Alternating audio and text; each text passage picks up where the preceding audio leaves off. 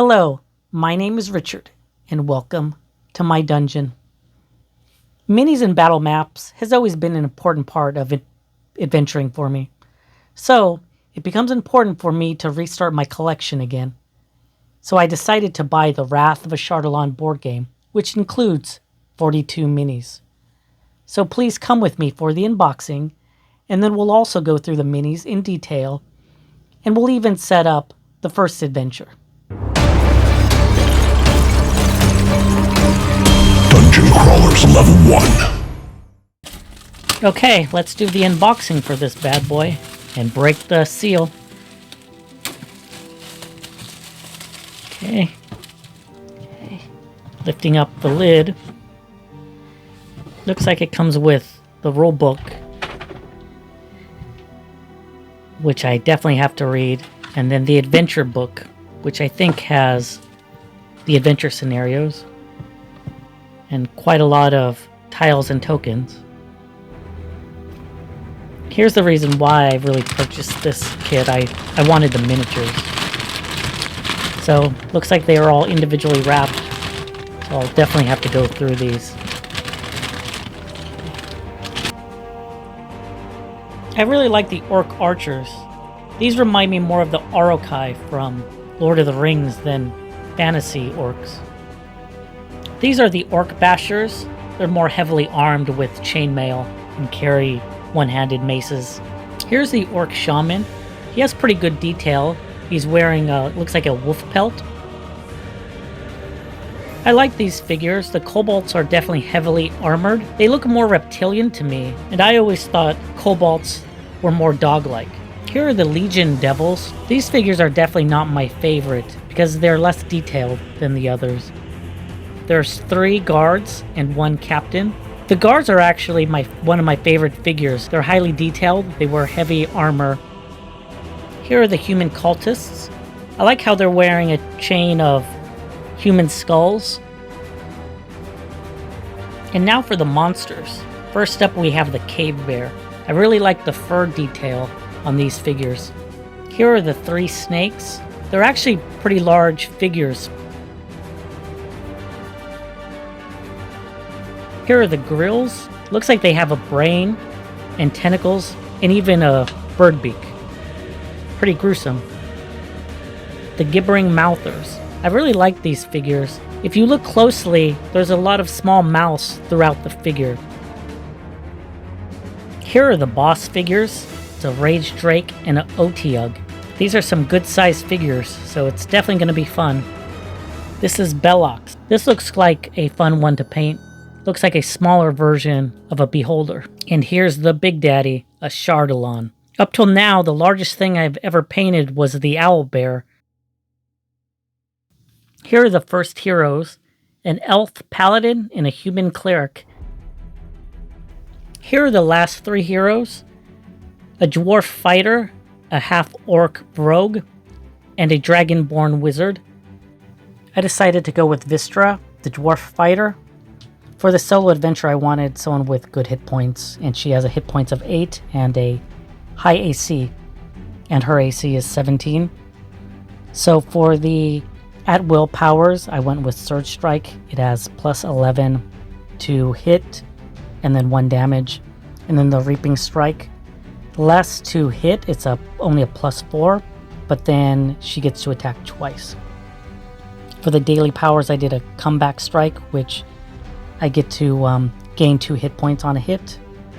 And then for the utility power, I did Inspiring Advice, where if I miss, I get to re-roll. Adventure 1 says, when chasing monsters through the wilderness around Firestorm Peak, you fall through a hole into the caverns below. Can you survive long enough to find another way out? For the adventure, I need the start tile, the hero figure, the Cobalt Dragon Lord tile, and the tunnel exit. So now I place a tunnel exit into the dungeon tile stack after the 6th tile.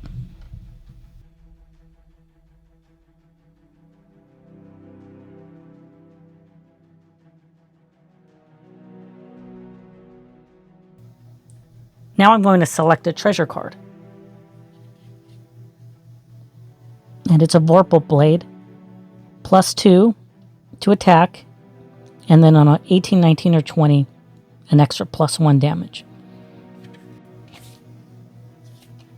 In the sequence of play cards, it goes through the hero phase, exploration phase, and villain phase. So for the first move at the hero phase, I'm going to an unexplored edge. Now for the exploration phase, it says if your hero occupies a square adjacent to the unexplored edge, which I do, go to step 2. Now for step 2, it says draw a dungeon tile and place it with the triangle adjacent to the unexplored edge.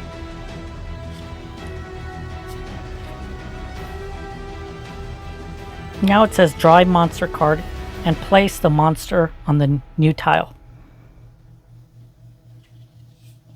And I drew a cave bear. Now for the villain phase, it says if you didn't place a tile during the exploration phase, I did, or if you placed a tile with a black triangle, which I did, you draw an encounter card.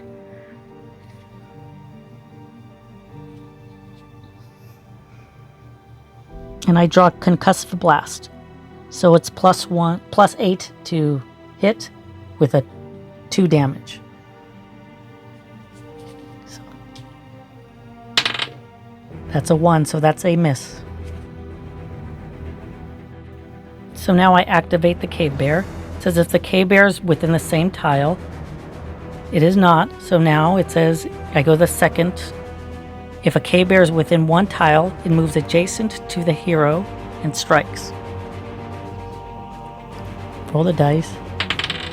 4 + 8, 12. So that is a miss. So now it's the hero phase again. So now I get to either move then attack then move, or make 2 moves. So I'm going to attack and then move.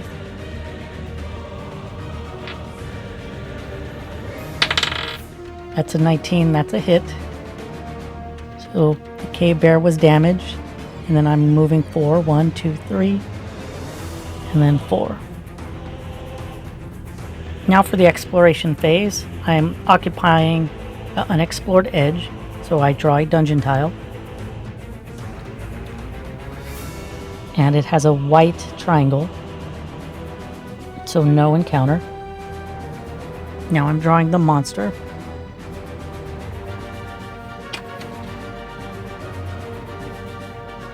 Gibbering Mouther.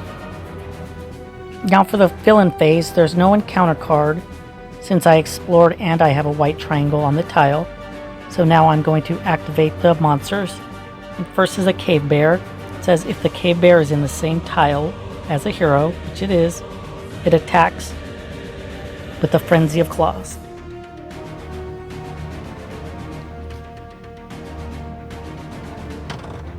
That's a miss.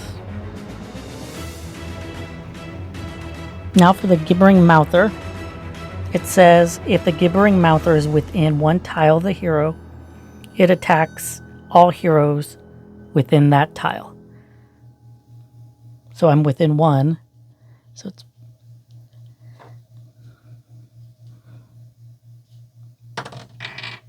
+14 + 8, so that's definitely a hit. Damage of 1, plus I'm dazed. Now for the hero phase again. So since I'm dazed, I could either move or attack. I can't do both, so I'm going to attack the cave bear.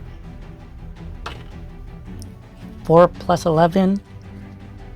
That's a hit, so cave bear is out. And I draw 1 treasure card. Pearl of Power. I get to flip up 1 of your used powers. So I'm saving that. Now for the exploration phase, I can't move, so I automatically go to the villain phase. And I have to draw an encounter card since I'm not moving.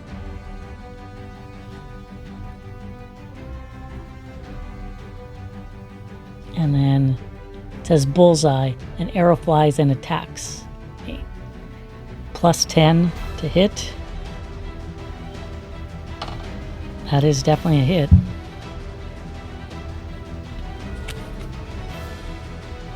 Now the gibbering mouther is going to attack. 8 plus 8, 16, and that is a miss. So now for the hero phase, I'm going to use the Sure Strike again, which is plus 11. That is a hit. And the monster has 1 hit point, so that is removed. I draw the treasure card. Blessed Shield, plus 2 AC. It's definitely useful. Now I get to move at 4. 1, 2, 3, 4. And then that is now the exploration phase. I draw a dungeon tile again.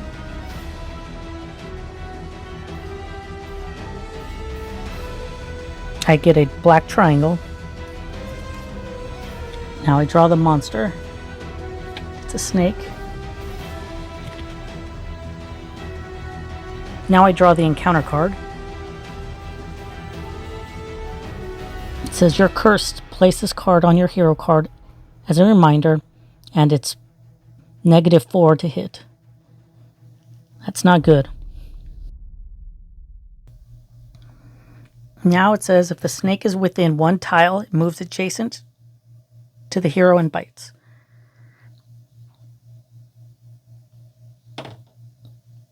Four plus 7, 11, so that is a miss. That should give you a basic idea of the adventure, so I'm going to leave it there for now. Thank you for watching this quick unboxing and playthrough of Wrath of Ashardalon, and you can click on the subscribe button so you'll be notified when the next adventure is ready. You could also click here to be taken to the next adventure, and I'll see you on the next dungeon crawl.